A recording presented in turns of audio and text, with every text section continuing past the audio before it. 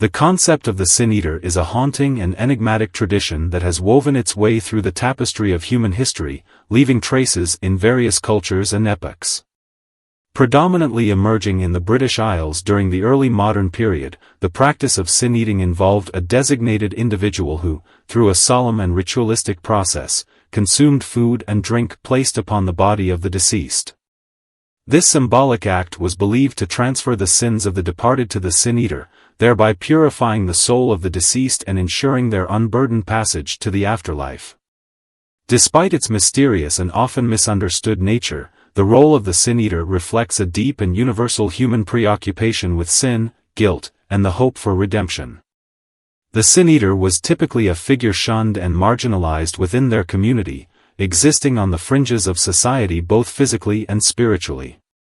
Called upon during funerary rites, this solitary figure would partake in a ritual meal, often bread and ale, laid upon the chest or coffin of the deceased. By consuming this meal, the sin-eater was believed to absorb the spiritual burden of another's transgressions, thereby allowing the deceased to rest in peace. This act, though profoundly symbolic, was also seen as an act of profound self-sacrifice, for the sin-eater would carry these sins within themselves, burdening their soul with the darkness of others. The origins of this practice are obscured by the mists of time, but it is thought to have roots in ancient Celtic traditions and possibly even earlier pagan rites. The emergence of the sin-eater can be understood as a response to the complex interplay of religious beliefs and social structures of the time. In an era when access to formal religious absolution was often limited, especially in rural or isolated communities, the sin-eater provided a vital and tangible service. This practice highlights a communal approach to the existential fear of eternal damnation, offering spiritual insurance for those who might otherwise face the unknown terrors of the afterlife. The sin-eater's role can be seen as a precursor to more formalized religious practices of absolution and atonement, marking a transition in spiritual and cultural practices as societies evolved. In the modern world, the notion of the sin-eater may seem archaic, yet it holds a resonant symbolic relevance.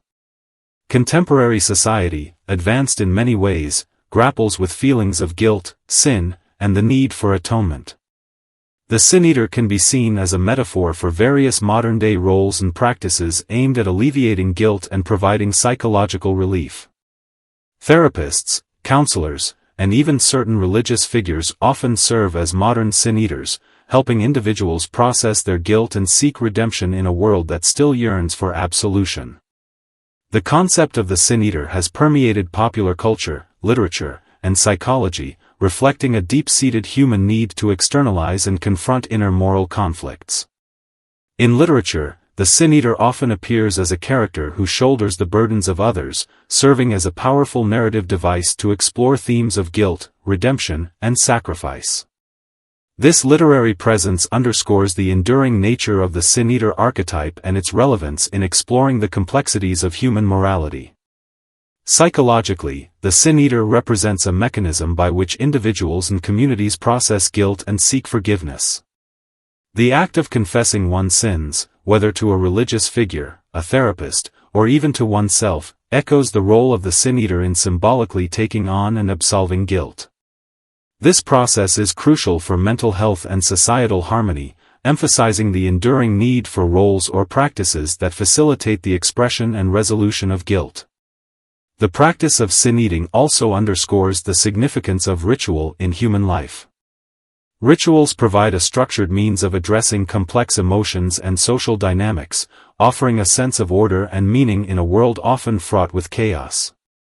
In today's world, rituals surrounding forgiveness and atonement, whether in religious, therapeutic, or personal contexts, continue to serve a vital function.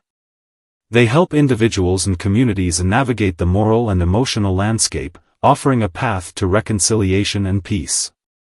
The role of the sin-eater also invites reflection on the ethical dimensions of bearing another's guilt. This practice raises profound questions about the limits of personal responsibility and the potential for exploitation. In modern contexts, these questions remain pertinent, particularly in professions where individuals are expected to absorb the emotional or moral burdens of others. Ensuring that such roles are supported and ethically managed is crucial for the well-being of those who serve in these capacities. Though the literal practice of sin-eating has largely faded into the annals of history, its symbolic significance endures. The sin-eater's role speaks to a deep human concern with sin, guilt, and the need for redemption, themes that are as relevant today as they were centuries ago. By delving into the history and evolution of the sin-eater, we can gain profound insights into contemporary practices of absolution and atonement, recognizing the enduring need for mechanisms that help individuals and communities process guilt and seek forgiveness. This book will explore these themes in greater detail, providing a comprehensive understanding of the sin-eater's historical context and its modern implications, ultimately highlighting the continued relevance of this enigmatic figure in addressing the universal human experience of guilt and redemption. The practice of sin-eating has long been a contentious issue within religious communities. Rooted in the folklore and traditions of various cultures, particularly in the British Isles, sin-eating stands in stark contrast to the orthodox teachings of the Christian and Catholic churches concerning sin, confession, and atonement.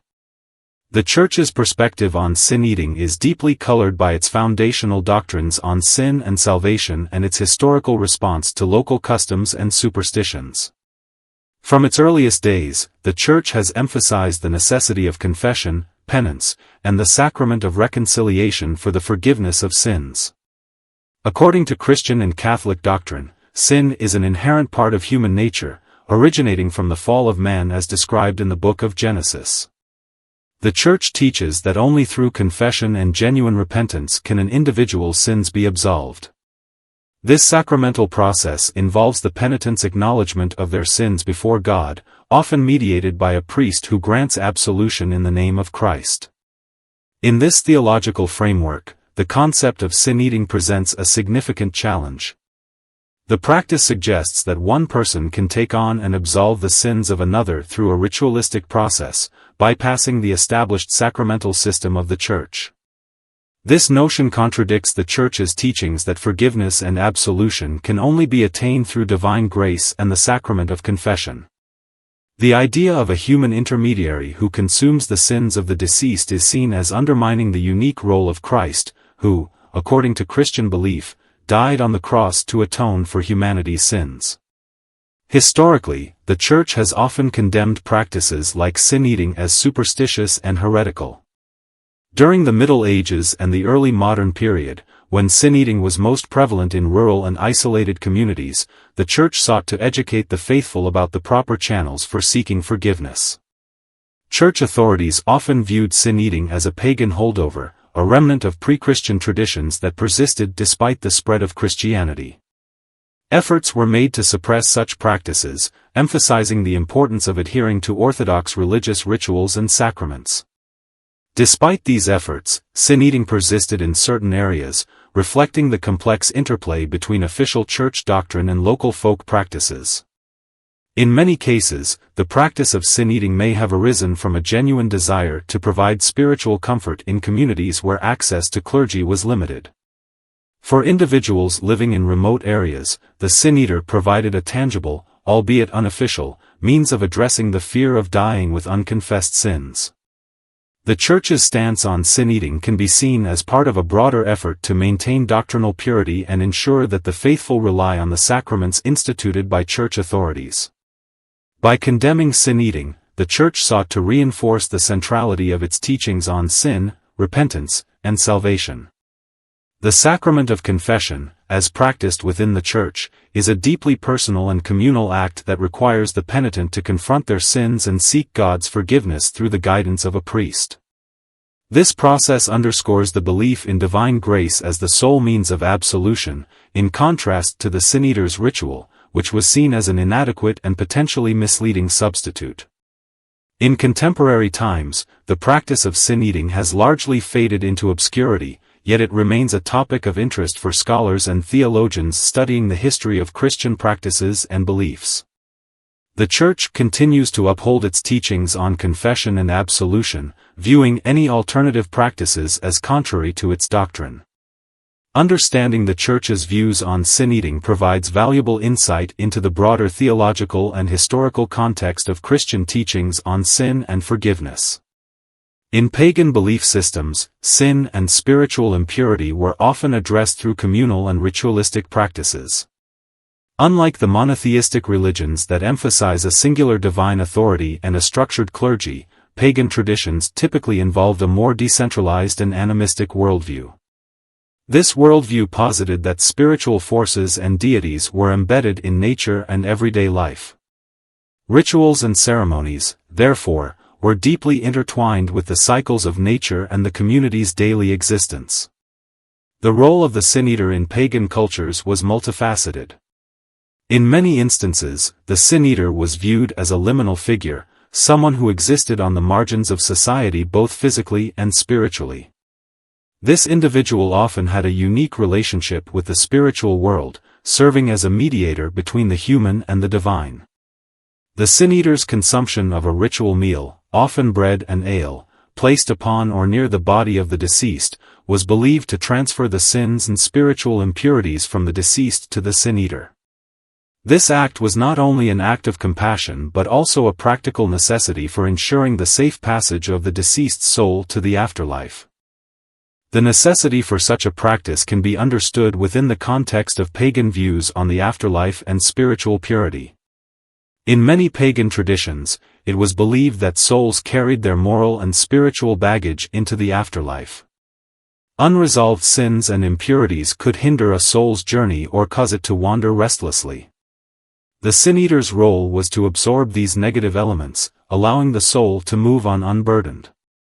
This belief underscores a broader pagan concern with balance, harmony, and the proper rites of passage, reflecting the importance of communal well-being and the interconnection between the living and the dead.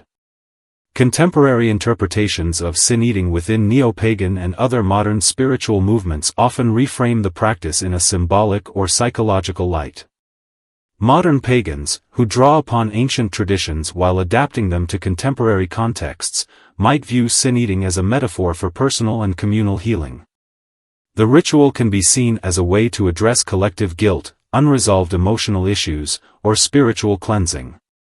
By participating in or reenacting sin-eating rituals, modern practitioners seek to connect with their ancestral roots, honor ancient customs, and find meaningful ways to address issues of sin and forgiveness in a way that resonates with their spiritual beliefs. The resurgence of interest in pagan practices, including sin-eating, reflects a broader trend toward exploring alternative spiritualities and reviving ancient traditions. This interest is often driven by a desire to find spiritual practices that are more attuned to nature, personal experience, and communal harmony. Sin-eating, with its deep historical roots and rich symbolism, provides a powerful framework for understanding how ancient and modern pagan communities address the complexities of human sin and spiritual purification.